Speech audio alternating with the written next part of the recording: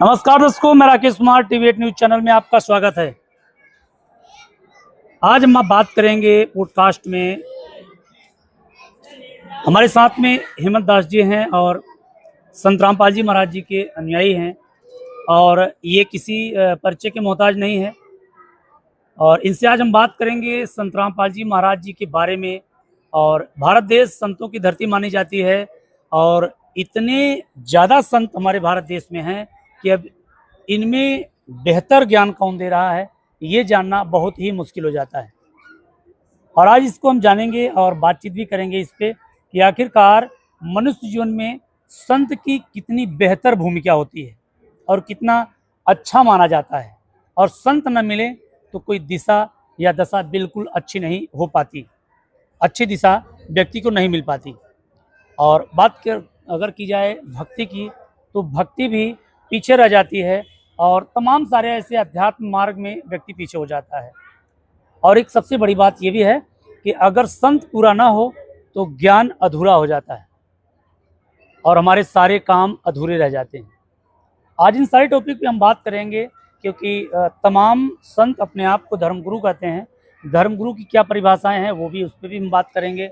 और इन संतों में से आज तक किस संतों का ज्ञान सबसे बेहतर और अच्छी क्वालिटी का ज्ञान है, आज इस पर भी बात करेंगे। नमस्कार हेमंत जी, स्वागत है आज टीवी 8 न्यूज चैनल में आपका। नमस्कार जी, आपके दर्शकों को भी नमस्कार, जो ऑडियंस देख रही है सभी पत्रकार महोदयों को नमस्कार, उनकी ऑडियंस को भी नमस्कार। सभी का बहुत बहुत धन्यवाद जो आप लोगों ने टाइम दिया और टाइम दे करके इस समय आप लोग श्री धनाना धाम में आए हुए हैं। हेमंत जी, आज सबसे पहला सवाल ये आपसे रहेगा हमारा जी। मनुष्य जीवन में गुरु खोजना बहुत ही क्रिटिकल है, बहुत ही मुश्किल है क्योंकि भारत देश में तमाम संत हैं और अब इन संतों के बीच में से बेहतर संत खोजने की चाह हर किसी को होती है। तो बेहतर संत कैसे पहचाना जाए, क्योंकि बड़ा मुश्किल हो रहा है भाई। हर कोई पीला वस्त्र धारण किया है, बड़ी दाढ़ी, लंबा चंदन लगा के रखा है, तो इसमें जानना और समझना बहुत ही मुश्किल हो जाता है। देखिए, मैं बताऊं आपको राकेश भाई, वैसे आज का समय जो है ये समय बहुत ही अच्छा समय है। क्यों अच्छा समय है? इस समय बच्चा बच्चा पढ़ा लिखा हुआ है। आज कोई भी कितनू भी परिस्थिति में रहता है, कितनी कमजोर परिस्थिति में रहता है, लेकिन अपने बच्चों को पढ़ाता जरूर है। लेकिन पढ़ाने का मतलब क्या? शिक्षा क्या एक रोजगार बन गई है? शिक्षा को केवल रोजी रोटी समझ रखा है, न कि शिक्षा से जो हमको करना था उसको हमने दिशाहीन कर दिया है। हमारे गुरुदेव संत रामपाल जी महाराज जी बताते हैं, इस समय ये शिक्षा लाए हैं, परमात्मा लाए हैं। और क्यों लाए हैं? इसीलिए लाए हैं कि इस समय परमात्मा धरती पे आएगा और सबको मोक्ष कराएगा। एक कबीर साहब ने आज से 600 वर्ष पहले लिख रखा है।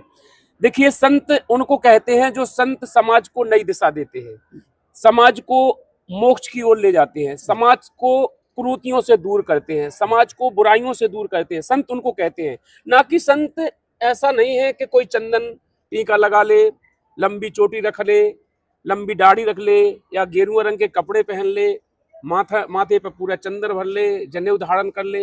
ये कोई संत की पहचान नहीं होती है।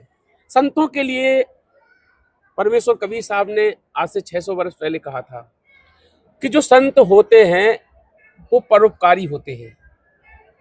संत का काम होता है समाज को नई दिशा देना, संत का काम होता है विश्व कल्याण करना। परमात्मा की वाणी है, सिद्ध तारे पिंड आपना, साधु तारे खंड, उसको सतगुरु जानियो जो तार देवे ब्रह्मांड। पूरे ब्रह्मांड का उद्धार करा देता है जो संत होता है। आज के समय में आपने देखा होगा तमाम संत फिरते हैं, कोई पेट भरनिया है, कोई पेट के हैं, कोई चपेट के हैं, कोई लपेट के हैं। ये सारे संत थोड़ी हैं। इनके लिए कबीर साहब ने कहा है, स्वार्थी गुरु लालची चेला, मचो नरक को ठेलम ठेला। जो तो स्वयं नरक में जाएंगे ही जाएंगे, लेकिन अपने चेलों को भी नरक में ले जाएंगे। बिल्कुल, आपने एक बात बहुत अच्छी किया है। जैसे आपने बताया कि पढ़ाई जो है वो मूल कार्य क्या था उसका। वाकई में मनुष्य जीवन में पढ़ाई करके व्यक्ति अगर शिक्षा का सही लाभ ये है कि अपने अच्छे और बुरे की पहचान कर ले, अध्यात्म की चीज़ों को समझे अच्छा क्या है, बुरा क्या है, पहचाने उन चीज़ों को। जो आज तमाम लोग तमाम धर्म गुरुओं के पास पहुंच जाते हैं और बिना सोचे समझे न जाने तमाम तरीके के अपने अपने निर्णय ले लेते हैं और वो कहीं ना कहीं गलत दिशा में चले जाते हैं, पाखंड की तरफ भी जाते हैं। तो आज अच्छे अच्छे पढ़े लिखे लोग भी जो है अपने आप को रोक नहीं पाते कि हम जिस दिशा में जा रहे हैं वो दिशा कौन सी है, क्योंकि वो ऑलरेडी पढ़े लिखे हैं लेकिन फिर भी वो जा रहे हैं। देखिए, आपकी बात से मुझे ये लगता है पत्रकार महोदय जी, जैसे आपने कहा है पढ़े लिखे हैं, अगर पढ़े लिखे हैं ये साधु संत, जिनको आप साधु संत मानते हैं, तो इनको क्या करना है क्या नहीं करना है शास्त्रों में कभी इनने देखा है? जैसे हमारी श्रीमद् भगवत गीता है, सभी हिंदू धर्म की बहुत पवित्र पुस्तक है। उसमें गीता अध्याय 16 के श्लोक नंबर 23 में कहा गया है, हे अर्जुन, जो पुरुष शास्त्र विधि को त्याग कर अपनी इच्छा से मनमाना आचरण करते हैं, ना तो उनका मोक्ष होता है, ना गति होती है, ना किसी प्रकार का सुख, ना सिद्धि होती है, कुछ भी नहीं होता है। इसलिए 24 में तुरंत लिखा है कि हे अर्जुन, तेरे लिए कर्तव्य अकर्तव्य की व्यवस्था में शास्त्र ही प्रमाण है। लेकिन इन लोगों ने शास्त्र का हवाला भर देते हैं, शास्त्र कभी इनने खोल के ना तो पढ़े हैं, ना कभी समाज को इन संतों ने समाज को भी सदग्रंथ दिखाए नहीं है। अगर दिखाए होते तो अभी अयोध्या में हनुमानगढ़ी है, वहां पर आपने देखा होगा रामनवमी के दिन बहुत बड़ा एक यज्ञ अनुष्ठान किया था। यज्ञ किसे मानते हैं जी? बहुत बड़ा यज्ञ पंडाल बनाएंगे, बहुत सारी वेदियां। अच्छा, ये जो युद्ध के मतलब युद्ध को देखते हुए उन्होंने अनुष्ठान किया था कि विश्व शांति हो, इसके लिए अनुष्ठान कराया गया था। बिल्कुल बिल्कुल। तो क्या शांति हुई है? मैं वही कह रहा हूँ। ठीक है, आपने वो बात आपने रख दी कि विश्व शांति के लिए इन्होंने अनुष्ठान कराया था। क्या अनुष्ठान कराया था तो ये शास्त्र के अगर विपरीत नहीं होता तो क्या ऐसा होता? क्या विश्व में शांति हुई? यार वहीं जहां पर इन्होंने अनुष्ठान कराया वो यज्ञ पंडाल ही जल गया। यानी ये कह लें कि ये शास्त्र के विरुद्ध कर रहे थे लोग। बिल्कुल कर रहे थे। अगर शास्त्र के विरुद्ध नहीं होता तो जिस यज्ञ हवन यज्ञ पूरा जल गया, पंडाल जल गया, हजारों लोगों की भगदड़ मच गई, वहां पर फायर वेस्ट मशीनों ने भी नहीं बुझा पाए, सारा पूरा जितना बड़ा पंडाल था सारा जल के राख हो गया। बताइए, जब जिस भगवान के अनुष्ठान में इतनी बड़ी हादसा हो जाए, उसके रहते हुए उसके अनुष्ठान करते समय, तो क्या समाज को कुछ दे सकते हैं? बताइए, लेकिन क्या साधक का क्या होगा? बिल्कुल कभी विचार किया? बिल्कुल बिल्कुल। दर्शकों का ये भी कहना है कि तमाम लोग के दिल पे ये भी ठेस लगेगा कि हमारी धर्म की भावनाओं को ऊपर ठेस पहुंचा रहे हैं। लेकिन मैं आपको बता दूं कि ये शास्त्र के विरुद्ध की जो प्रतिक्रियाएं थी, शास्त्र से जो विरुद्ध में शास्त्र के विरुद्ध जो चलता है, ये उसी का नतीजा है। आज ये कह लें कि हेमंत जी की जैसे शास्त्र के विरुद्ध ये लोग जा रहे थे, क्या इसी का नतीजा ये लोग जी हाँ, जेल बिल्कुल पर? बिल्कुल। मैं तो प्रमाण के साथ बात करता हूँ, तख्तों के साथ। हमारे गुरुजी ने सारे प्रमाण दिखाए हैं, तख्त इसीलिए उन्होंने रखे हैं। हमारे गुरुजी ने सारे चीजें दिखाई। जैसे हमारी बात नहीं मानिए, हमारे गुरुजी जो ग्रंथ दिखाते हैं उनकी बात तो मानिए। हमारे गुरुजी ने जैसे रामायण को मान लीजिए, रामचंद्र जी का वहां पर अनुष्ठान हो रहा था, राम मंदिर है ना अयोध्या में, रामचंद्र जी का अनुष्ठान हो रहा था। तो शायद इनको ये भूल गए थे, रामचंद्र जी ने रामायण में लिखा क्या है? रामायण में रामचंद्र जी ने लिखा है, कलयुग योग न यज्ञ न ज्ञाना, एक आधार नाम गुण गाना। कलयुग के अंदर कोई पाखंड नहीं करना चाहिए, स्पष्ट रामायण की चौपाई कह रही, कलयुग योग न यज्ञ न ज्ञाना। पढ़ी लिखी जनता है, थोड़ा बहुत समझना चाहिए। रामायण कह रही, कलयुग योग न यज्ञ न ज्ञाना, एक आधार नाम गुण गाना। कलयुग के अंदर कोई पाखंड नहीं करना चाहिए। कलयुग केवल हरि गुण गाहा, कलयुग के अंदर केवल भगवान का गुणगान करना है। गुणगान का मतलब जो सुमरन, कलयुग केवल हरि गुण गाहा, सो नर भाव सागर तर जाहा। कलयुग के अंदर पाखंड करने की जरूरत नहीं है, और अगर पाखंड करोगे, मनमाना आचरण करोगे, तो उसका नतीजा आप लोगों ने देखी। अच्छा, इन सब बातों से ये तमाम लोग जो अपने आप को संत कहते हैं, इन बातों से और इन तथ्यों से दूर कैसे रहते हैं, ये सबसे बड़ी बात बन जाती है। देखिए, इसलिए दूर रहते हैं, ना तो ये शास्त्र खुद पढ़ते हैं।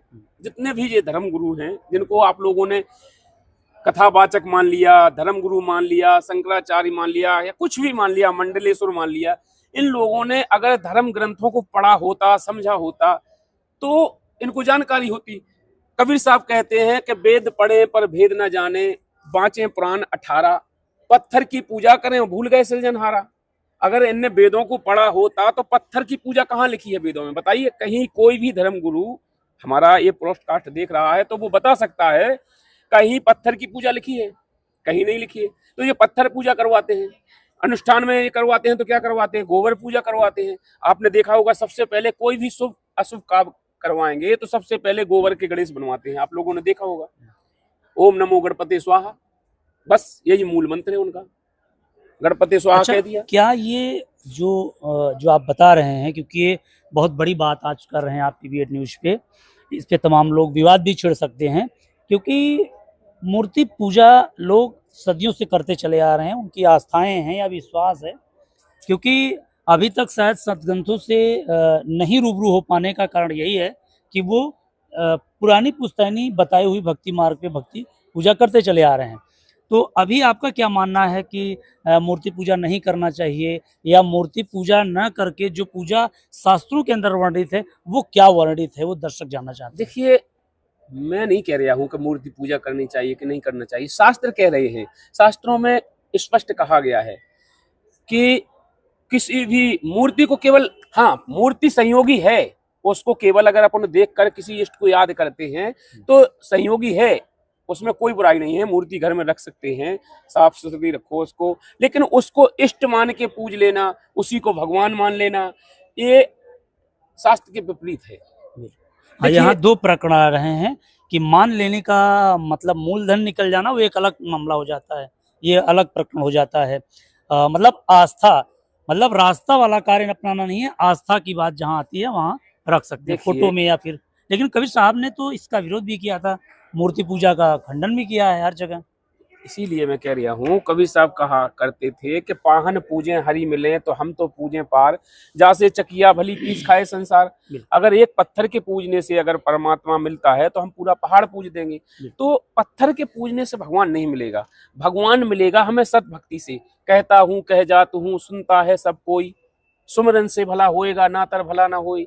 श्वास और श्वास में नाम जपो, श्वास ना व्यर्था खोए, ना जाने श्वास का आवन हो के ना होए। श्वासा ही में सार पद, पद में श्वासा सार, दम देही से खोज करे तो आवागमन निवार। आवागमन की मुक्ति यदि कराना है तो श्वास श्वास का जो मंत्र है उसे श्वास और श्वास में जाप किया जाता है, वो करना पड़ेगा, शास्त्र कह रहे हैं। अच्छा, एक बात और है कि तमाम दर्शक ये भी कहते हैं कि अभी तक जो हम पूजा कर लिए हैं तो वो पूजा व्यर्थ चली जाएगी, या फिर मतलब कि वो लेखे में भी रहेगी। अभी तक जो हम कर रहे थे, हमारे जो बताने वाले धर्म गुरु थे, जहां तक कि उनको जानकारी थी, ठीक है, उन्होंने बताया, आपने की, ठीक है, लेकिन इसके आगे की जो जानकारी आज जगत गुरु तत्वदर्शी संत रामपाल जी महाराज जी ने दी है, शास्त्रों को खोल के दिखाया है, वेद पुराण, 4 वेद 6 शास्त्र 18 पुराण खोल के दिखाए हैं, सभी चारों धर्मों के सदग्रंथ खोल के दिखाए हैं, उनमें बताया है कि वो परमात्मा साकार है, सह शरीर है, मनुष्य दृश्य है, उसका नाम कबीर है। सारी चीजें, जैसे अभी तक सब गुण तीनों की भक्ति में भूल पड़ा संसार, कहें कबीर निज नाम बिना कैसे उतरे पार। गीता जी भी कह रही है, त्रिगुणी माया से जिनका ज्ञान हरा जा चुका है, मनुष्यों में नीच दूषित कर्म करने वाले मूर्ख लोग मुझे नहीं बचते। अच्छा, सबसे बड़ा सवाल ये यहाँ से फिर से उठ रहा है कि इतने सारे प्रमाण इन सदग्रंथों में मौजूद थे, तो ये कौन सी पढ़ाई ये धर्मगुरु पढ़े थे जो कि बिल्कुल ये लोग जान नहीं पाए, न समझ सके इन चीजों को, क्या कारण हो सकता है इसका? देखिए, इसलिए कारण कुछ नहीं है, इनको सच्चा गुरु नहीं मिला, इनको सतगुरु नहीं मिला। जो गुरु बन गए, देखा देखी शिष्य गुरु बन गए, किया ना ततर बिचारा, अंधे की बाएं गई अंधे ने, मार्ग कौन बतासी। कबीर साहब ने ऐसी तमाम वाणियां, ये देखा देखी गुरु शिष्य बन रहे थे। इनका जो गुरु था उसे तत्व ज्ञान नहीं था। देखिए, सतगुरु बिना, गुरु बिन माला फेरते, गुरु बिन देते दान, गुरु बिन दोनों निष्फल है, चाहे पूछो वेद पुराण। बिना गुरु के कुछ भी करते रहो, गुरु बिन माला फेरो या गुरु बिन वेद पढ़े, गुरु बिन वेद पढ़े जो प्राणी समझे ना सार रहे अज्ञानी। तमाम ऐसी वाणियां हमारे सदग्रंथों में विद्यमान हैं कि बिना गुरु के। अब गुरु कैसा होना चाहिए, ये सबसे बड़ी जटिल बात तो ये है कि गुरु के बारे में जो पहचान बताई है हमारे सदग्रंथों में, वो इनको जानकारी ही नहीं थी कि वो गुरु कैसा होगा। जैसे आज से 600 वर्ष पहले, ऐसा नहीं कि आज ही वो गुरु तत्वदर्शी संत रामपाल जी महाराज जी आए हैं, नहीं, चारों युगों में परमात्मा आते हैं। परमात्मा ने अपनी जानकारी चारों युगों में दी है। सतयुग में सत सुकृत कर टेरा, त्रेता नाम मुनिंद्र मेरा, द्वापर में करुणामय कहाया, कलयुग नाम कबीर धराया। चारों युगों में परमात्मा आता है, लेकिन जब जब परमात्मा आते हैं सच्चे संत की भूमिका करने के लिए, तो वो समदृष्टि से देखते हैं। देखिए सबसे बड़ी पहचान होती है जी, समदृष्टि से देखते हैं। कबीर साहब ने, आपने देखा होगा, कबीर साहब जब आए थे तो इन्होंने ना तो हिंदू ना मुस्लिम, कभी भी किसी में राग, कोई अंदर देश, कोई ईर्षा, कुछ भावना नहीं रखी, सबको समान दृष्टि से देखते थे। आज संत रामपाल जी महाराज जी भी है। संत रामपाल जी महाराज जी कहते हैं, पहली लाइन में लिखते हैं, जीव हमारी जाति है, मानव धर्म हमारा, हिंदू मुस्लिम सिख ईसाई धर्म नहीं कोई न्यारा, हम सभी एक पिता की संतान हैं। जब हम सब एक पिता की संतान हैं तो क्यों हम राग द्वेष करें। लेकिन आज के आपके जितने भी धर्म गुरु हैं, इनकी तो रोजी रोटी ही इसी से चलती है। अच्छा, तमाम लोगों के यहाँ जाने के बाद वीआईपी कोटा, वीवीआईपी कोटा, तमाम कोटे होते हैं, मतलब उनसे मिलने के लिए और उनसे बातचीत करने के लिए। इनके ऊपर आपका क्या ख्याल है कि क्या ये सब चीज़ एक समान है, या मतलब कि ये तो व्यक्ति साधारण जन साधारण भी देखेगा तो वो बता सकता है कि नहीं, ये जो है वीवीआईपी वीआईपी की जो व्यवस्था है इनमें अंतर देखा जा रहा है। देखिए, ये तो संत की परिभाषा नहीं हो आप सकती। पत्रकार लोग हैं, आप लोग सब जगह जाते हैं, सारी चीजें देखते हैं।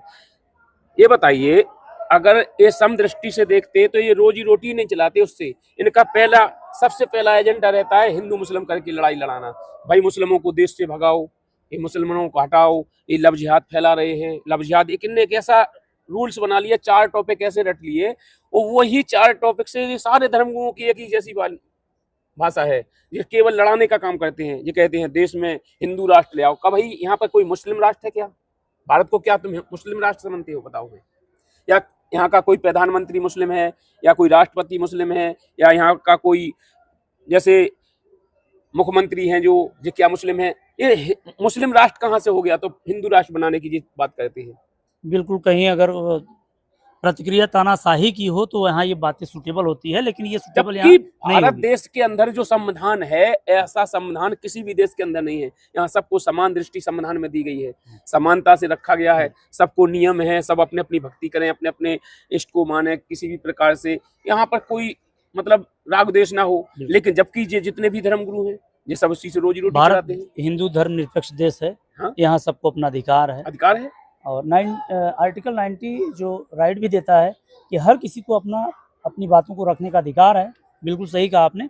अच्छा, एक सबसे बड़ा सवाल ये हो जाता है कि इतने बड़े रहस्यों का पर्दाफाश जब संत रामपाल जी महाराज जी करते हैं तो लोगों को ये रास नहीं आता, क्यों, क्या कारण हो सकता है? देखिए, रास इसलिए नहीं आता है, जैसे जिसकी रोजी रोटी ही उसी से चल रही हो, अगर उसकी दुकान बंद होती नजर आ जाए तो उसे क्या लगेगा?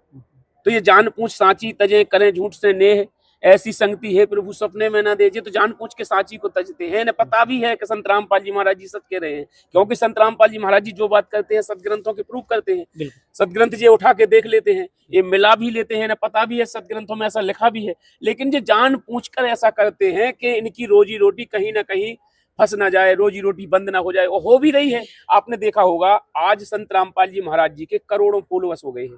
और जब जो करोड़ों फॉलोअर्स जो हुए हैं, तो जो इन्होंने क्या किया है, जितने भी संत रामपाल जी महाराज जी के शिष्य ने सारे उन्होंने कर्मकांड छोड़ दिया। इन सारे जितने भी जो आपके पंडित मौला काजी थे, इन सबको छोड़ दिया। ना तो कोई पिंड भराता है, ना कोई तेरहवीं कराता है, ना कोई कथा कराता है। इन सारी चीजें, तो इनकी रोजी रोटी बंद तो हो ही रही है। अब जब ये सारे जितने भी शिष्य हैं संत रामपाल जी महाराज जी के, तो इनको डर लगा रहता है कहीं ना कहीं ऐसा ना हो कि सारे संत रामपाल जी महाराज जी के शिष्य हो जाएं तो हमारी रोजी रोटी तो चली जाएगी। क्या फिर वो भीख मांगेंगे, क्या करेंगे, कैसे खाएंगे? तो उनके तमाम ऐसी डर रहता है। तो ये लोग कहीं ना कहीं जनता को गुमराह करने की ऐसी अफवाहें फैलाते रहते हैं। संत रामपाल जी महाराज जी को आपने देखा होगा, आज देखिए सबसे पहला क्या होता है, ये सरकारें भी इन्हीं से चलती हैं, धर्मगुरुओं से। तो सरकारें भी उन्हीं की बात मानते हैं। आज संत रामपाल जी महाराज जी को जो जेल में डाला गया, 11 साल जेल में रहे, 11 साल 4 महीना। इसका खुलासा आप देख सकते हैं, आर्य समाज का वो कोई लाल भगवा कपड़े पहनने वाला, वो स्वयं स्वीकार कर रहा है कि हमने करौथा कांड कराया था, हम सब लोग इकट्ठे गए थे, हमने बरवाला कांड कराया, इसमें हमारा पूरा हाथ है। वो तो मतलब आज भी इसको स्वीकार कर रहा है। लेकिन सरकार ने उस पर एक्शन लिया? किसी ने कहा? इतना बड़ा कांड करा दिया संत रामपाल जी महाराज जी को, उसने जेल में डलवा दिया। 11 साल जेल में रहे। 11 साल में संत रामपाल जी महाराज जी के ऊपर 16 केस लगाए, जिनमें 15 केसों में संत रामपाल जी महाराज जी आज 11 साल बाद बाइज्जत बरी निकले। एक केस अभी पेंडिंग में भी चल रहा है, उसमें भी कोई तथ्य नहीं है, क्योंकि 11 साल में जब कोई सबूत नहीं जुटा पाए जी, एक गवाह नहीं पेश कर पाए, तो क्या अब कर लेंगे? आप बताइए। तो ये तो सारा इनका एजेंडा रहता है, और एजेंडा के थ्रू वो अभी भी धमकी दे रहा है। वो आर्य समाजी अभी भी धमकी दे रहा है कि अगर संत रामपाल जी महाराज जी के शिष्य सत्यार्थ प्रकाश का खुलासा करेंगे, या संत रामपाल जी महाराज जी सत्यार्थ प्रकाश का खुलासा करेंगे, उस पर कोई टीका टिप्पणी करेंगे। अरे टीका टिप्पणी क्या, उसमें जो गलत लिखी है वो गंद कोई भी बता देगा भाई, गंद लिखी है। अगर कोई गलत चीज है, उसको गलत को कोई गलत कह दे तो भाई टीका टिप्पणी हो गई, गलत गलत को गलत। तो सबसे रूबरू करना होता है, ये सबसे बड़ी बात है। तो संत रामपाल जी महाराज जी ने वो आर्य समाज का जो जिनको जो सर पर रखे रहे थे सत्यार्थ प्रकाश का, उसका खुलासा किया है। बताइए, सत्यार्थ प्रकाश के चौथे समलास में लिखा है कि कोई भी स्त्री, उसका पति अगर विदेश चला जाए, बाहर चला जाए, तो वो नियोग कर ले किसी भी पुरुष के साथ, और नियोग करके बच्चे पैदा कर ले, जब वो वापस आ जाए 4-6 साल में, वो बच्चे उसको सौंप दे। बताओ ऐसा सही है? ये तो विधान में नहीं है। तो यही सच्चाई संत रामपाल जी महाराज जी ने सामने रखी। उसमें कई ऐसी आपत्तिजनक बातें जो उसमें लिख रखी हैं। 48 साल का पुरुष हो और 24 साल की लड़की से शादी करे, क्या ये सही है? कोई आर्य समाजी खुद स्वयं करते हैं, ये फॉलो करते हैं? ऐसी चीजें वहां पर लिख रखी हैं। तो ये सारी संत रामपाल जी महाराज जी ने सामने रखी, इसी से वो बौखला गए। इसी के कारण इन लोगों ने संत रामपाल जी महाराज जी पे करौथा कांड करा दिया, बरवाला कांड करा दिया, 11 साल जेलों में डलवा दिया। सरकारों को तो क्या पड़ी, वोट बैलेंस की। आज इतने सरेआम वो बोल रहा है, आप लोग देख सकते हैं, हजारों यूट्यूब चैनल पर डाल रखा है संत रामपाल जी। ये हमने भी देखा था, और बड़े आश्चर्यचकित की बात यह है दर्शकों कि आज न जाने ये किस बेस को लेकर कहते हैं कि संत रामपाल जी महाराज जी को संस्कृत नहीं आती, और खुद तो अपने ही सत्यार्थ प्रकाश के अंदर का सही अर्थ निकाल नहीं पाए ये लोग। और जब संत रामपाल जी महाराज जी ने पढ़ा और उसमें कुछ उनको त्रुटि महसूस हुआ, तो उन्होंने जब बताया तो उसको लेकर के ये लोग इतना बड़ा बॉन्डर कर दिए, इतनी बड़ी मामले को मतलब इतना लंबा खींच दिए।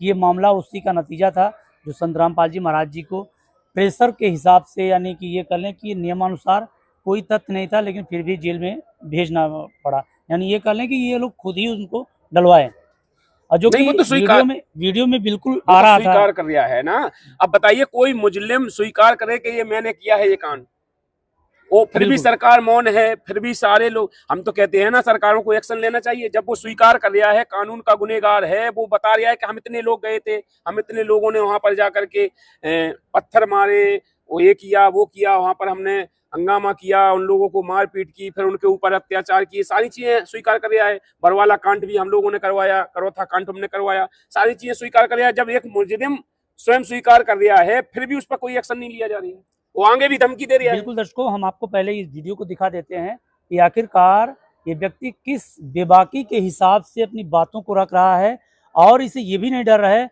कि भारत सरकार का जो कानून बना है हमारे ऊपर लागू नहीं होगा। इसे यही महसूस हो रहा है, इसलिए इतनी खुली चुनौती आज भी दे रहा है व्यक्ति, और सरकार मौन होकर के हाथ पे हाथ रख करके बैठी है और इंतजार कर रही है। यानी ऐसा लग रहा है कि जैसे उसे कुछ पता बिल्कुल नहीं है। अब लोगों के ऊपर से विश्वास उठ जाएगा आने वाले टाइम में, जिस हिसाब से शिक्षा का प्रभाव बढ़ा है, शिक्षा का प्रभाव बढ़ते हुए यहाँ पहुँचा है कि आज हर व्यक्ति अपने अच्छे और बुरे की पहचान कर सकता है। अब लोग एक दूसरे को बेवकूफ़ नहीं बना सकते। और आज इस वीडियो को सबसे पहले हम देख लेते हैं। तो देखा वीडियो आपने, जिस प्रकार से ये व्यक्ति इतनी बेबाकी से अपनी बातों को रख रहा है, और ये सुपर चैलेंज भी कहा जा सकता है।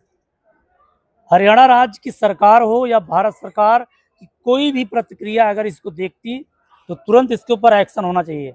एक संत, एक निर्दोष संत को 12 साल तक जेल के अंदर रखा जाता है, सबूत में उसे पेश किया गया है, कोई भी तथ्य साबित नहीं हो पाया, बाइज्जत बरी हुए हैं संत रामपाल जी महाराज।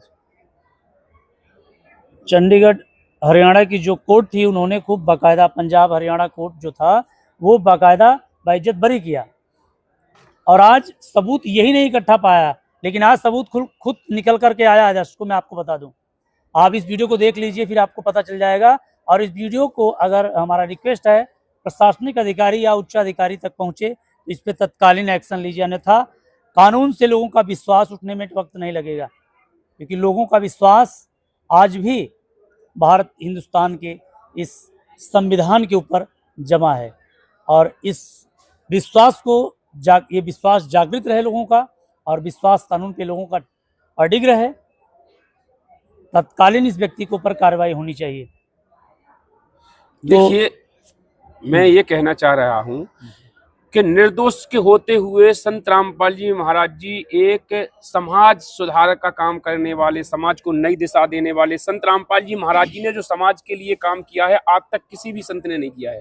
संत रामपाल जी महाराज जी ने, आप देख सकते हैं, अब आज से नहीं, कोई कहे कि आज से, संत रामपाल जी महाराज जी ने शुरुआत से ही, जब से संत रामपाल जी महाराज जी ने संताई की है तभी से संत रामपाल जी महाराज जी ने सबसे पहले नशा मुक्त किया लोगों को। आज संत रामपाल जी महाराज जी के करोड़ों फॉलोअर्स हैं, सब नशा मुक्त कर दिए। दूसरा, दहेज मुक्त, दहेज जैसी कुरीति को संत रामपाल जी महाराज जी ने जड़ से खत्म किया। तीसरा, आप देख सकते हैं कि जैसे कि भ्रूण हत्या। चौथा, आप देख सकते हैं समाज में कुरीतियां थी, जैसे कर्मकांड है, ये सारी कुप्रथाएं थी, इन कुप्रथाओं से बाहर निकाला। संत रामपाल जी महाराज जी ने अन्नपूर्णा मुहिम के तहत भी आप देख सकते हैं उन लोगों को ऐसी मदद दी। हम आपको यहाँ रोकना चाहेंगे हेमंत जी। सबसे बड़ा सवाल आज का यहाँ भी ये भी हो जाता है कि तमाम लोग जो हैं आज जो बहुत गरीब तबके के लोग हैं, उनकी अपनी बेटियों की शादी करने में उनको कितना मतलब मुश्किलों का सामना करना पड़ता है। दूसरे का देख देख करके वो बेचारे कर्ज ले करके अपने बच्चों की शादी जब करते हैं तो उनका पूरा टाइम व्यतीत हो जाता है वो कर्ज भरने में। कभी कभी ये भी होता है कि पिता खुद फांसी लगा के मर गया, ऐसे तमाम ऐसे केस दर्ज हुए हैं। बिल्कुल। तो इसमें दहेज को जिस हिसाब से समाज में बहुत बड़ी कुरीति ये थी कि बहुत ज़्यादा दहेज देने के बाद भी हम देखते हैं कि बच्चे, तमाम लोग जो शादियां होती हैं, दारू शराब, ये तमाम सारी बुराइयां लोग करना स्टार्ट कर देते हैं और बच्चों को मार भी देते हैं ससुराल में। दहेज के कारण ही तमाम ऐसे आए दर साल अगर रिपोर्ट देखी जाए तो बहुत सारे बच्चों को जान से मार दिया जाता है। दहेज में फांसी लगानी पड़ जाती है, उसको इतना प्रताड़ित किया जाता है ससुराल वालों की तरफ से कि बच्चियां फांसी लगा लेती हैं। तो कहीं ना कहीं समाज में ये बहुत बड़ा काम संत रामपाल जी महाराज जी का है। और बात नशे की जाए तो भारत सरकार भी इस नशे को रोक नहीं रही है।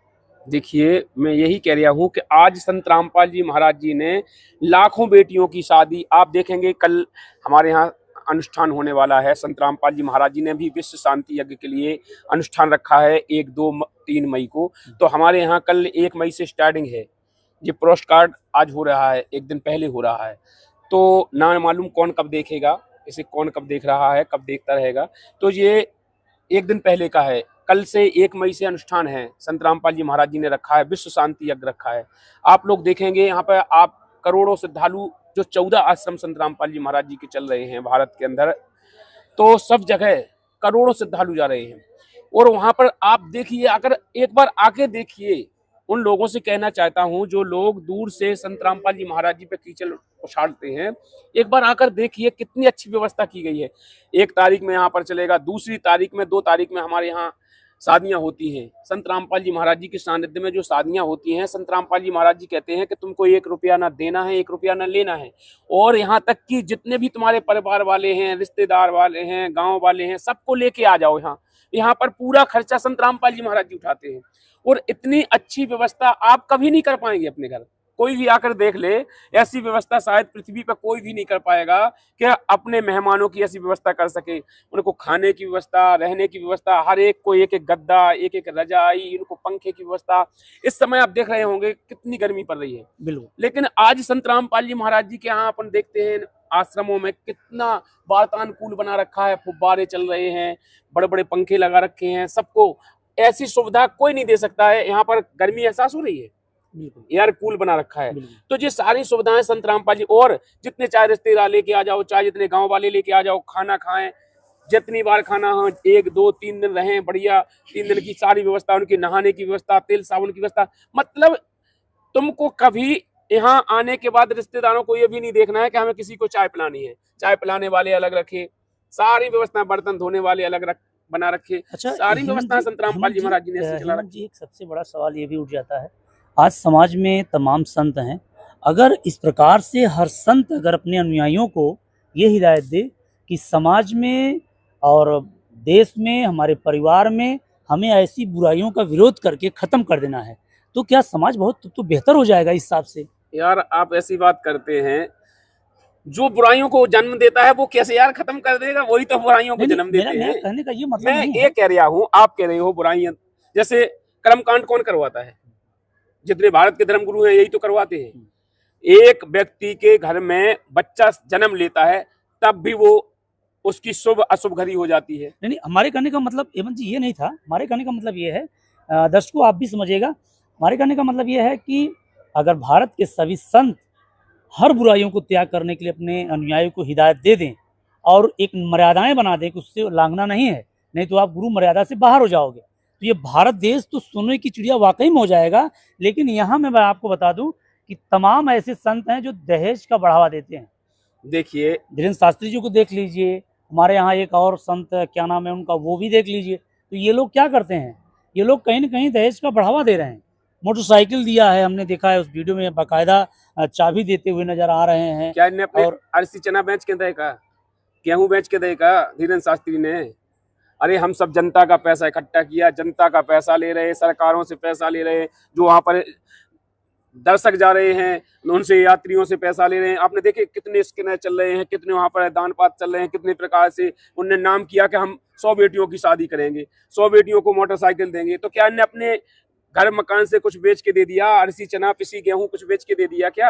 अरे ये सब हमका पैसा हम ही को दे दिया और नाम अपना कर लिया, उसमें से और बचा के रख लिया।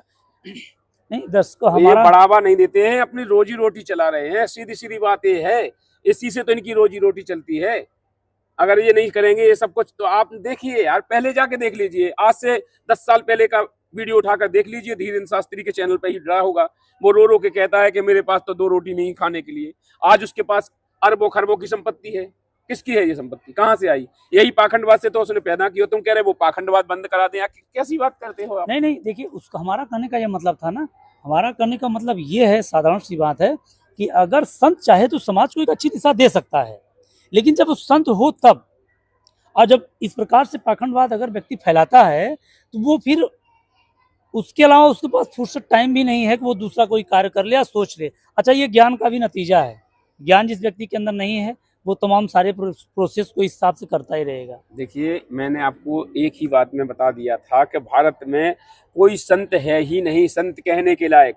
संत जिनको कहा जाता है जो समदृष्टि से देखते हैं। बताइए कोई ऐसा संत है जो सबको समदृष्टि से देखता है? संत रामपाल जी महाराज जी के अलावा। संत रामपाल जी महाराज जी ही भारत भूमि में एक सच्चे संत हैं जो समदृष्टि से देखते हैं सभी को। आप देखते हैं संत रामपाल जी महाराज जी सभी, किसी भी कास्ट का कोई भी आ जाए, किसी भी धर्म का आ जाए, मजहब का आ जाए, यहाँ पर सबको समान दृष्टि से देखते हैं। ये तो सही आपने कहा, क्योंकि हमारी टीम जब पहुंची थी तो वहाँ पे ये देखा गया कि एक ही नीचे बिछे मैटिंग पे गद्दे लगे हैं, लेकिन ये समझ लीजिए कि बिल्कुल वहाँ सभी लोग वीआईपी वीवीआईपी कोई भी आ जाए, सब लोग वहीं लेटते बैठते, सारा कुछ प्रोसेस वहाँ होता है। ये तो हमने खुद देखा था, हमारी टीम भी पहुंची तो वहाँ देखा कि वाकई में ये चीज़ें देखने को मिलती हैं कि वहाँ समान दृष्टि से प्रतिक्रियाएं हो रही हैं। और तमाम भारत के संत भी आ रहे हैं उनसे मिलने के लिए। तो तमाम सोशल मीडिया के माध्यम से जानकारी ली हमने कि वहाँ लोग एक दृष्टि यानी एक ही तरीके से, एक ही नज़र से देख रहे हैं कि सभी लोग सभी एक समान हैं। तो भारत में अभी जिस हिसाब से बुराइयों की बात हो जाए, समाज में जो कुरीतियों की बात की जाए, तो अब तक ऐसी मुहिम कोई नहीं चलाया जैसे संत रामपाल जी महाराज जी आज चला रहे हैं। देखिए, कोई चला भी नहीं सकता है, क्योंकि जो सच्चा संत होता है हमारे साथ शास्त्रों में यही तो, उसके साथ संत के कर्मों के आधार से उसकी पहचान होगी। कर्म के साथ साथ में परिवर्तन भी करेगा। वो कर्म तो करेगा ही, ऐसे परिवर्तन भी करेगा। आज संत रामपाल जी महाराज जी ने वो परिवर्तन करके दिखाया ना। संत रामपाल जी महाराज जी ने जो परिवर्तन करके दिखाया, समाज सुधार का, चाहे आप नशा मुक्त का, किसी भी प्रकार का देख लीजिए, एक समाज को नई दिशा दी है। संत रामपाल जी महाराज जी विश्व के उद्धारक हैं। अच्छा, अगर यही स्थिति रह गई तो आने वाले टाइम में, आज समाज शिक्षित है और समाज समझदार भी है। ऑलरेडी संत रामपाल जी महाराज जी के जब सभी फॉलोअर्स हो जाएंगे तो ये तमाम लोग जो अपनी अपनी प्रतिक्रियाएं जाहिर की हैं, अपनी अपनी दुकानें खोल रखे हैं, ये क्या करेंगे फिर? इनको देखो, 2 बातें हैं, या तो इनको संत रामपाल जी महाराज जी की शरण में आना पड़ेगा, क्योंकि संत रामपाल जी महाराज जी कहते भी हैं कि भाई तुम लोग बुरे थोड़ी हो, तुम्हारे कर्म बुरे हैं, अगर उन कर्मों को त्याग दो, आ जाओ। आज भी जितनी चींटी से लेके हाथी तक जितनी भी पृथ्वी पे आत्माएं हैं, सब परमात्मा की हैं। कोई भी आत्मा हो तो परमात्मा तो सबको चाहता है। परमात्मा कहता है कि आ जाओ, बेटा तुम भी अपना कल्याण कराओ। आ भी रहे हैं, आपने देखे होंगे कई कथावाचक आ रहे हैं जिनके 500 कथाएं थी, जैसे भगवती दास मध्य प्रदेश के हैं, उनकी 500 कथाएं थी।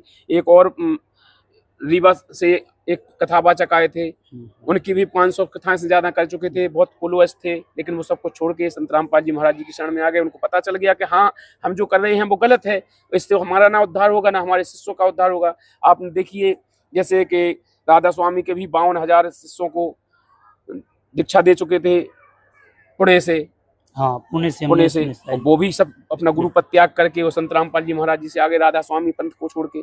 तो जो समझदार होगा, जिसे पता होगा कि हमें अपना भी मोक्ष कराना है, आने वाली जनता का भी मोक्ष कराना है, तो वो आ जाएगा। तो संत रामपाल जी महाराज जी कहते हैं आप भी आ जाओ, आपका भी कल्याण हो जाएगा, अपने चेलों को ले आओ, उनका भी कल्याण हो जाएगा। तमाम लोग ये भी कहते हैं ना कि संत रामपाल जी महाराज हिंदू धर्म के जो देवी देवता हैं उनको छुड़ाते हैं, कितनी सच्चाई थी आप बताइए थोड़ा सा। देखिए संत रामपाल जी महाराज जी, देखिए सामने ही लगा हुआ है, मैं आपको दिखाऊं, वो लगा हुआ है सामने, देखिए उसमें हिंदू देवता है नहीं है। बिल्कुल बिल्कुल। पंचदेव हैं जो सबसे पहले हैं, ब्रह्मा विष्णु महेश दुर्गा गणेश, ये पंचदेव हैं, इनकी पहले भक्ति देते हैं। संत रामपाल जी महाराज जी कहते हैं तीनों देवा कमल दल बसे, ब्रह्मा विष्णु महेश, और प्रथम इनकी वंदना प्रसून सतगुरु उपदेश।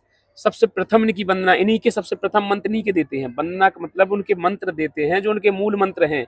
मंत्रों से जो अपने शास्त्र कह रहे हैं ना कि कहता हूँ कह जाता हूँ सुनता है सब कोई, सुमरन से भला होएगा ना तर भला ना होए, उनका सुमरन करने के लिए जो उन्होंने मंत्र दिए हैं, तो इन सभी देवी देवताओं के दिए हैं सबसे पहले। फिर इसके ऊपर की जो भक्ति है वो भी साथ में देते हैं, ब्रह्म की, पर ब्रह्म की और पूर्ण ब्रह्म की। तो जिससे हमारा कल्याण होगा, पूर्ण ब्रह्म तक जाने का मार्ग जो संत रामपाल जी महाराज जी देते हैं वो यथार्थ सत्य है।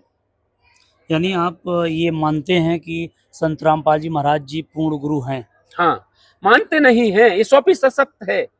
देखो मानना एक अलग चीज हो जाती है, लेकिन तथ्यों के आधार से, प्रूफों के आधार से जब पूरी चीज क्लियर हो जाए तो वो क्लियर पे मानना नहीं होता है, वहां पर अग्रम बग्रम नहीं होती है। संत रामपाल जी महाराज जी ही सच्चे सदगुरु हैं, सच्चे संत हैं, पूर्ण परमेश्वर के अवतार हैं। क्योंकि जो संत रामपाल जी महाराज जी ने दिखाया है कि पूर्ण परमात्मा ही धरती पर सदगुरु की भूमिका करने के लिए आता है। आज वो संत रामपाल जी महाराज जी ही पूर्ण परमेश्वर हैं, वो इस समय धरती पर विराजमान हैं, हम सबका उद्धार कराने के लिए आए हैं। तो बिल्कुल इसमें गुंजाइश नहीं रही है कोई।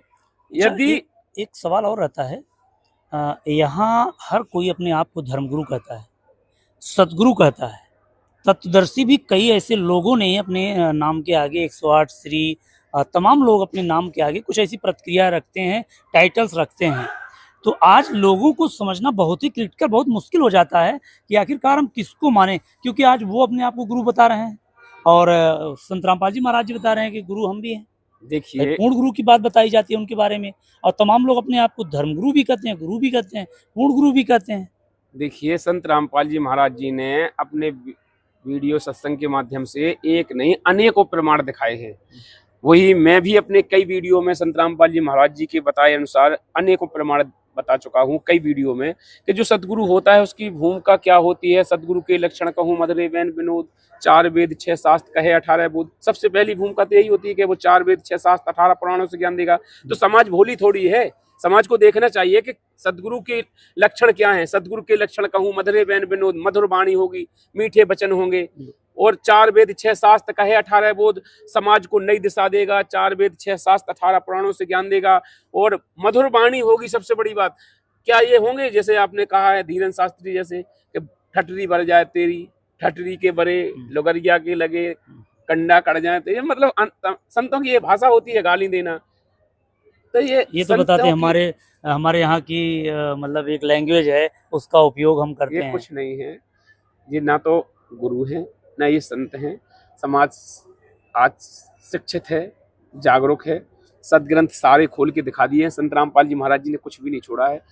हम तो सभी से अनुरोध करते हैं, निवेदन करते हैं कि आप लोग सदग्रंथों को देखिए। संत रामपाल जी महाराज जी ने जो सत्संग चला रखे हैं, आज 9 टीवी चैनल पे संत रामपाल जी महाराज जी के सत्संग चल रहे हैं। सोशल मीडिया के माध्यम से पूरी दुनिया में तहलका मचा हुआ है संत रामपाल जी महाराज जी। जैसे अभी निर्णय तो एक बातों से और हो सकता है, सदग्रंथों में पूर्ण गुरु की क्या पहचान बताई जाती है कि वो पूर्ण गुरु ऐसा होगा, क्या कुछ इसके बारे में। सदग्रंथों में ही तो प्रमाण बताया है, जैसे गीता अध्याय मैंने बताया था 4 के 34 में संत रामपाल जी महाराज जी ने दिखाया है कि यानी पूर्ण गुरु की जो पहचान पूर्ण गुरु होगा वो बिल्कुल। तत्वदर्शी संत होगा। उसके लिए कहा है, हे अर्जुन उस तत्वदर्शी संत की शरण में जा, सरलता पूर्वक दंडवत प्रणाम कर, कपट भाव छोड़ करके, फिर वो तुझे जो ज्ञान उपदेश देगा उससे तेरा कल्याण होगा। उसकी पहचान गीता अध्याय 15 के श्लोक नंबर 1 से 4 तक बता रखी है। अच्छा, न जाने ये संत जितने अपने आप को बता रहे हैं, पता नहीं कौन सी पढ़ाई ये कर रहे थे कि ये गीता पढ़ने वाले तो बहुत पुराने बताते अपने आप को, हमारी तीसरी पीढ़ी चल रही है गीता पढ़ने में, लेकिन इन सच्चाइयों को बिल्कुल ये लोग समझ ही नहीं पाए। इसका आपको क्या, किस नज़रिए से देखते हैं कि कौन सी ये पढ़ाई किए थे? दूसरे को तो कहेंगे खुद संस्कृत नहीं आती और खुद इनको अर्थ का अनर्थ ये लोग करके पता नहीं कौन सी रोजी रोटी बना रहे हैं। देखिए, मैं तो आपसे ही पूछना चाहता हूँ, उत्तीर्ण और अनुत्तीर्ण किसे कहते हैं, पहले तो ये बताइए। उत्तीर्ण मतलब तो उत्तम होता, अच्छा होता है, पास हो जाना, बच्चा पास हो जाना, उत्तीर्ण हो जाता है, पास हो जाना अव्वल उसे कहते दर्जे हैं। में चला अनुत्तीर्ण हो जाए तो उसे क्या कहते हैं? फेल। उसके तो फेल कहते हैं उसे। लेकिन इनने अनुत्तीर्ण का अति उत्तीर्ण अर्थ बना रखा, यानी उत्तम और अनुत्तम अनुत्तम का को अति उत्तम बता रखा, अनुत्तम का। तो क्या अनुत्तम अति उत्तम हो सकता है? नहीं नहीं, तो जिनको यही पता नहीं है कि उत्तम अनुत्तम क्या है, यानी जाने का अर्थ अगर आना कर दे तो ये तो सरासर गलत। वो जाने आने का तो ब्रिज वाला है, लेकिन उत्तम और अनुत्तम मैंने पता नहीं कि उत्तम अनुत्तम क्या है। तो इन कितना ज्ञान होगा? 1-2 के बच्चे को पता हो जाता है कि हम उत्तीर्ण हो गए तो पास हैं, अनुत्तीर्ण हो गए तो फेल हो गए। हाँ, ये तो जनरल सी बात है, जनरल सी बात। लेकिन ये कह रहे अनुत्तम का मतलब ये कह रहे अति उत्तम, उससे भी उत्तम हो जाता है। नहीं दर्शकों, सबसे बड़ा सवाल आज का ये था कि तमाम जो हैं लोग धर्मगुरु यानी गुरु बनाने के लिए अपने घर से बाहर निकलते हैं और गुरु की परिभाषा अभी तक हमें ये पता थी कि गुरु बड़ी दाढ़ी, लंबा चंदन या पीला वस्त्र धारण किया होगा, वही गुरु हो सकता है। लेकिन आज की पॉडकास्ट में हमने आपसे जाना और आप तक पहुंचाया इन बातों को कि आखिरकार पूर्ण गुरु की क्या पहचान है, कैसा होगा वो गुरु जिस गुरु की शरण में जाने से हमें मोक्ष प्राप्त हो सकता है और उस गुरु की बताए हुए रास्ते से सुख, संपत्ति, वैभव सब कुछ प्राप्त हो सकता है। यानी ये कह लें कि परमात्मा से मिलवाने वाला वो पूर्ण गुरु होगा। और उसकी बातें सदग्रंथों में आज बताया, हेमंत जी से बातचीत हो रही थी, इन्होंने प्रमाण में बताया कि सदग्रंथों में भी प्रमाण है वो पूर्ण गुरु की क्या पहचान है। ये हमारे सदग्रंथ हमें ये बतलाते रहे, लेकिन न जाने ये धर्मगुरु कौन सी पढ़ाई करके आए थे जिनको बिल्कुल ये पता नहीं था कि आखिरकार ये सदग्रंथ भी गवाही दे रहे हैं कि पूर्ण गुरु की क्या पहचान थी। और इसके पहले एक बड़ा मामला हुआ था, सामने आपने सुना होगा, राजा परीक्षित को सर्प डसने का श्राप लगा था। उस वक्त इस धरती पे कोई कथा कहने का अधिकारी नहीं था और न जाने इस वक्त इतने कथावाचक निकल गए हैं। दर्शकों, मैं आपको बता दूं, कभी कभी तो हंसी आती है इस बात को लेकर के कि जिसकी उम्र पैंट संभालने तक की नहीं है वो कथावाचक बन जाता है और हमारे आपके जैसे लोगों को विधिवत ठगता है। तो अब ठगने से बचना है तो सबसे पहले अपने सदग्रंथों का हवाला देखिए। और जैसा हेमंत जी ने बताया कि संत रामपाल जी महाराज जी के तमाम टीवी चैनल्स पे सत्संग आते हैं, उन्हें आप देखिए। और ज्ञान गंगा बुक या जीने की राह कहीं मिलती है तो उसे पढ़िए, तो इससे मानव जीवन बच सकता है। बाकी ये ठगी करने वाले तमाम बड़ी बड़ी बातें और मीठी मीठी बातें तो जरूर सुनाते हैं, लेकिन सदग्रंथों के गूढ़ रहस्यों को अभी तक हमें नहीं बताया। कितना समझदार आप लोग इनको समझते हैं। अब जिस दिन सच्चाई हमने देखा तो हमारे भी पैर से जमीन खिसक गई कि बाप रे, इन लोगों को कैसा गुरु, इन लोगों के कैसे गुरु थे इन लोगों के जो इनको ज्ञान दिया। और एक शिवांश की बात कर लें आपसे, हमारे जहन में आ गया, शिवांश की बात कर लें तो शिवांश जिस प्रकार से संत रामपाल जी महाराज जी का मतलब विरोध पे विरोध करता चला जा रहा है, और जो कि इसके पहले उनके जो गुरु जी थे, क्या नाम था आप लोगों को तो बखूबी ढंग से याद होगा आप लोगों को, शंकराचार्य जी। पहले तो संत रामपाल जी महाराज जी ने इनवाइट किया शंकराचार्य जी को। शंकराचार्य जी तो बिल्कुल मतलब कि नतमस्तक हो गए, एक तरह से नहीं आए इनवाइट में। और अब उनके शिष्य ने पता नहीं कौन सी अमृत की ज्ञान की वो घुट्टी लगा लिया है कि जो चैलेंज दे रहा है कि नहीं, हम जो है पूरी तरह से ज्ञान में परास्त कर देंगे, ये शास्त्र में नहीं लिखा है, ये वेद में नहीं लिखा है। अब न जाने ये कौन सी पढ़ाई करके आया है, जिन्हें अपने सदग्रंथों की भी बात जानकारी नहीं है, और ये पता नहीं कौन सी अलग से पढ़ाई करके आया है जो इतना बड़ा चैलेंज बता रहा है। कितना सही था ये शिवांश जी का। देखिए शिवांश की भी उसी प्रकार से रोजी रोटी चल रही, वो बेचारा क्या करे, परेशान था। उसने पहले जिम चलाया, जिम में सक्सेस नहीं हुआ। अच्छा। जिम में सक्सेस नहीं हुआ तो फिर उसने सोचा क्या करें, देखो बेचारा भटका था, तो उसने सोचा कि चलो रोजी रोटी का कोई रोजगार देखें। तो उसने गली गली जाके कहा कि हम हिंदू संगठन बनाया, उसने हिंदू संगठन बना रहे हैं। अच्छा, ये फार्मूला तमाम लोग अपना रहे हैं। गांव जाकर उसने एक 2 रुपये चंदा मांगा कि 1 रुपया दे दो, 2 रुपया दे दो, हम धर्म की स्थापना के लिए निकले हैं, हम ऐसा करेंगे वैसा करेंगे। उसमें जब पता नहीं लगा तो उसने सोचा यार इसमें पता नहीं लग रहा, कोई देता है कोई नहीं देता है, कोई भगा देता है, हट्टा कट्टा फिर गया पैसे मांगता है। तो इसने सोचा सोशल मीडिया सबसे उत्तम है। और संत रामपाल जी महाराज जी ट्रेंडिंग में हमेशा रहते हैं, तो इसने सोचा चलो पढ़े लिखे अपन थोड़े बहुत हैं ही, तो इन्हीं का पीछा कर लेते हैं, इससे अपनी रोजी रोटी चल जाएंगे सोशल तो उसने उसी प्रकार से संत रामपाल जी महाराज जी का अपने, उसको पता भी है, वो जानता भी है, जानने के बाद भी हमारे संत रामपाल जी महाराज जी के शिष्यों से कई बार उसकी डिबेट हुई है। जब भी कोई भी प्रमाण दिखाने लगता है वो उसको तुरंत हटा देता है। आप जाके उसकी वीडियो देख सकते हैं, कहीं भी उसके चैनल पर देख सकते हैं, वो तुरंत हटा देता है। उस शिवांश नारायण से कहा गया कि तू हमारे चैनल पे आ। मैंने भी कहा था, मेरे से कॉल रिकॉर्डिंग मैंने डाली थी, कॉल हुई थी, मैंने कहा था मेरे चैनल पे आ जा, ज्ञान चर्चा कर ले। तो वो कहता है मैं तुम्हारे चैनल पे नहीं आऊंगा, क्योंकि वो जानता है कि अगर इसके चैनल पे जाऊंगा तो वहाँ ये तो म्यूट कर नहीं पाएगा, तो वहां पर या तो मैं भागूंगा तो मेरी बेइज्जती वहां हो जाएगी, अगर नहीं भागूंगा तो ये सच्चाई दिखाएंगे, प्रमाण दिखाएंगे, तो वो नहीं आता है। तो रोजी रोटी चलाने का ही जरिया है, इससे आगे उसका कुछ नहीं है। ना तो उसे कोई ज्ञान है, ना इतना बड़ा वो विद्वान है। अगर वो कहे कि मैं विद्वान हूं तो वो विद्वान नहीं है। और रही बात केवल हिंदू मुस्लिम लड़ाने की, मैंने बताया है, तो हिंदू मुस्लिम लड़ाने का काम, रोजी रोटी चलाने का काम ये करते हैं। लव जिहाद लो, हिंदू मुस्लिम की लड़ाई कराएंगे, हिंदू अलग है मुस्लिम अलग है, इसी से इनकी रोजी रोटी चलती है। और कहीं उत्तराखंड से भगाएंगे, एक हिमांशु जोशी भी है उसका दोस्त। अच्छा। उत्तराखंड से मुसलमानों को भगाओ, उनको यहाँ दुकान नहीं लगाने दो, उनको रोजी रोटी नहीं चलाने दो, अवैध हो गया उनका मकान, अवैध हो गया, कहीं इनकी मस्जिद अवैध हो गई, बस ये इसी में लगे रहते हैं और बस इन्हीं को बस करके इसी से रोजी रोटी चला रहे हैं। अच्छा, धर्मगुरु बनने तक का जो सफर होता है लोगों का, उसमें किसी ग्रेजुएशन की आवश्यकता नहीं पड़ती।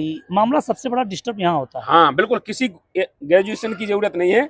भगवान कपड़े पहन लो, बढ़िया लाल पीला तिलक लगा लो और बढ़िया कंठी माला पहन लो, बस धर्मगुरु बन गए। किसी भी गुरु के जाके पास में फोटो उतरवा लो, हमें इनसे नाम दीक्षा ले लिए, हमारे जो गुरु जी, हमने चेला, बस होन तो ठेलम ठेला, स्वार्थी गुरु लालची चेला, और मचो न रखो ठेलम ठेला, चले जाओ आगे गुरु और पीछे चेला। कहीं न कहीं दर्शकों, सबसे बड़ा सवाल यहाँ ये भी उठता है ना कि आज ऐसे ऐसे लोग जब धर्मगुरु बनते हैं तो हमको कौन सी दिशा मिलेगी। आप समझ सकते हैं, आज समाज शिक्षित है, हर बातों को अच्छे से गहनता से विचार कर सकता है। अच्छा, लास्ट सवाल हमारा आपसे ये रहेगा कि आज जो है संत रामपाल जी महाराज जी की अगर बात की जाए तो संत रामपाल जी महाराज जी अभी तक सभी लोगों को सदग्रंथों से हवाला दिया है। तो सदग्रंथों से हवाला देते हुए सभी संतों को एक बात कहा था उन्होंने कि सभी लोग आएँ और बातचीत हो, ज्ञान चर्चाएं हो, ताकि समाज जो है समाज को अच्छी दिशा दे सके। क्योंकि सभी लोग संत हैं, तो भाई संतों का कार्य जब सब लोग कर रहे हैं कि लोगों को अच्छी दिशा देना है, तो क्यों ना हम लोग एक साथ में साथ में बैठ जाएं।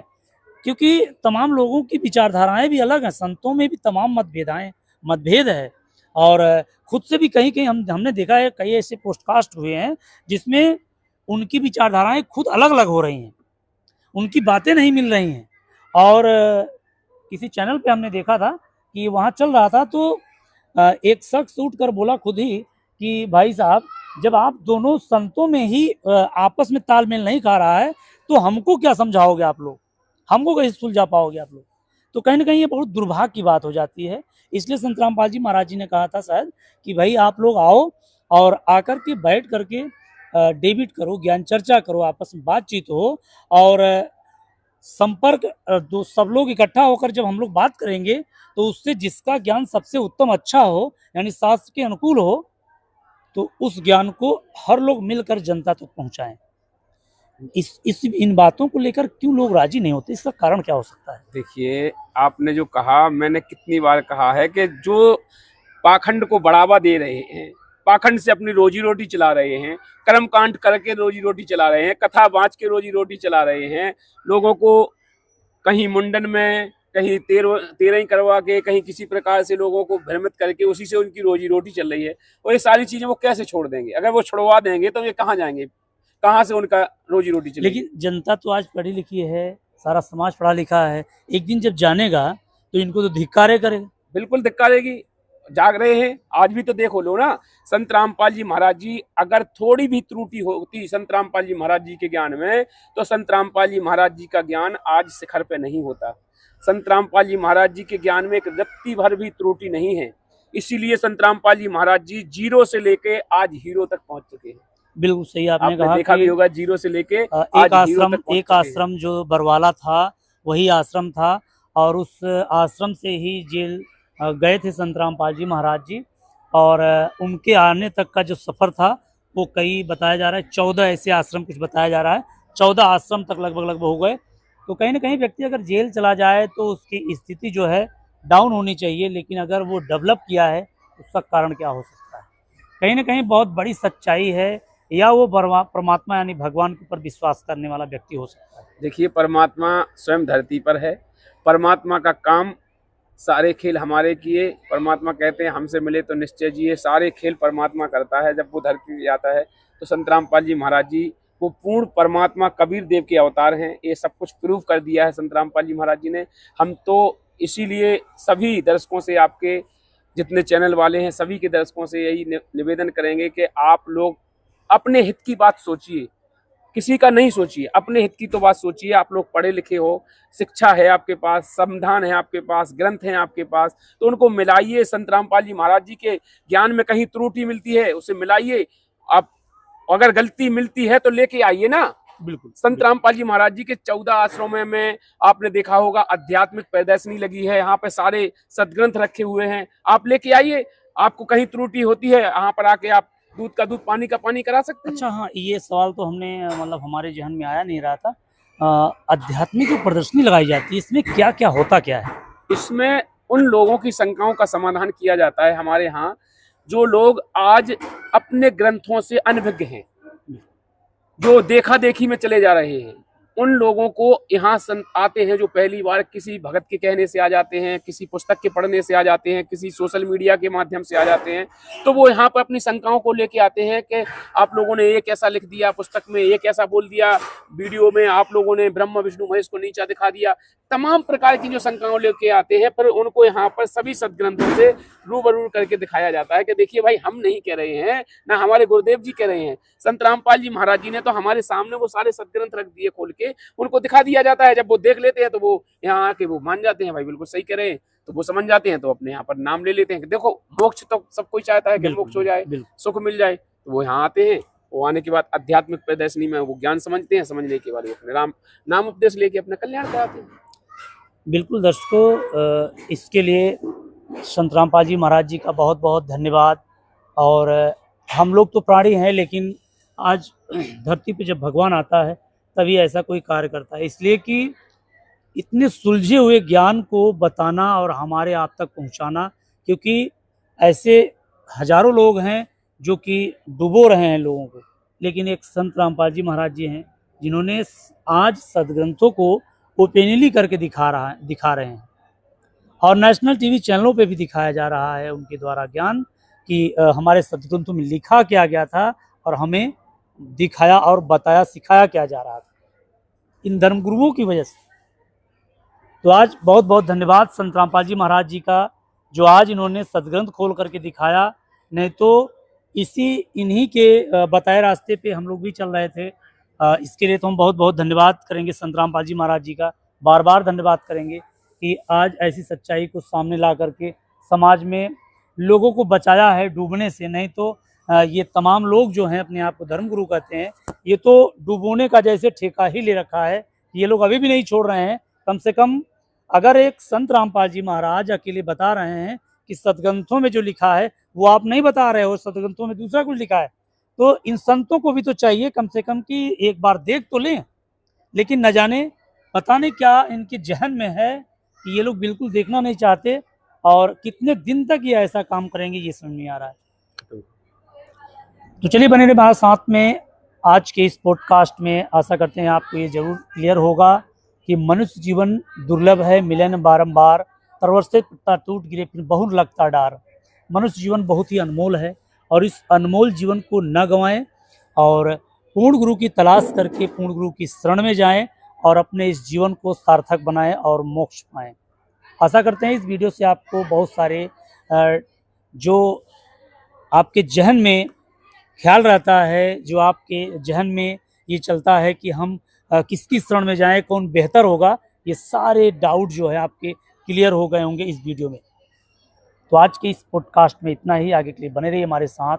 नमस्कार जी, सभी दर्शकों को हमारा भी नमस्कार और सदगुरुदेव जी के चरणों में बारंबार कोटि कोटि नमन। संत रामपाल जी महाराज जी के चरणों में कोटि कोटि प्रणाम। जो सद्बुद्धि हम लोगों को दी है, और मैं प्रार्थना करता हूँ सदगुरुदेव जी से कि हे बंदी छोड़, सभी जीवात्माओं को ऐसी सद्बुद्धि देना कि सभी का कल्याण हो सके, सभी परमात्मा आपकी शरण में आ सके।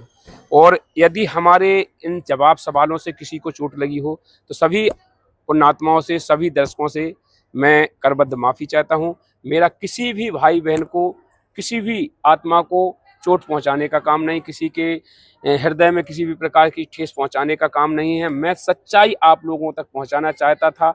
जो मैंने आपको इस वीडियो के माध्यम से वो सच्चाई आप तक पहुंचाने की कोशिश की है, और जो बिल्कुल शास्त्रों में प्रमाण है वही आप तक मैंने पहुंचाया है। इससे आपको यदि कोई बुरा लगा हो तो मैं माफ़ी चाहूँगा। परमात्मा जी से भी कोई मेरी चूक हुई हो परमात्मा के ज्ञान में, परमात्मा के चरणों में, तो परमात्मा से बार बार प्रार्थना करता हूँ, अपना अबोध बालक जानकर, अपना नादान बच्चा जानकर हे बंदी छोड़, इस नीच आत्मा को क्षमा करना, इस दास को क्षमा करना। मैं आपका बच्चा हूँ। सभी दर्शकों को फिर से बार बार नमस्कार सत साहिब। और वीडियो आप लोगों को कैसी लगी कमेंट में जरूर बता के जाना। दोस्तों के साथ शेयर करना नहीं भूलिएगा, क्योंकि आप लोग शेयर करते हैं हमारा भी मनोबल बढ़ा रहता है। लाइक कर दीजिएगा, ताकि वीडियो लाइक करने से हमें पता चलता है कि हमारे दर्शक हमसे कितना खुश हैं। फिर मिलते हैं नेक्स्ट वीडियो में, तब तक के लिए सत साहिब। दर्शकों, राम राम। इस वीडियो को बनाने का हमारा उद्देश्य ये था कि आज आप तक सत्य से हर वाकिफ से रूबरू कराया जा सके। किसी की भावनाओं को ठेस पहुंचाने का हमारा कोई उद्देश्य नहीं है। सच से रूबरू करना हमारा कर्तव्य था। और अगर कहीं ऐसा लगा हो आपको कि बिल्कुल ये गलत है, उसके लिए मैं क्षमा प्रार्थी हूँ। और इस वीडियो में इतना ही। आगे के लिए बने रहिए और ऐसी पॉडकास्ट देखने के लिए हमारे चैनल पे कमेंट जरूर कीजिएगा। वीडियो अच्छी लगे तो और लोगों तक शेयर जरूर कीजिएगा, क्योंकि आपका लाइक और कमेंट और दूसरे तक शेयर करना ये हमारे लिए साहस बढ़ाता है और ऐसी वीडियो बनाने के लिए एक सहयोग मिलता है। बने हमारे साथ में ऐसी सब वीडियो देखने के लिए।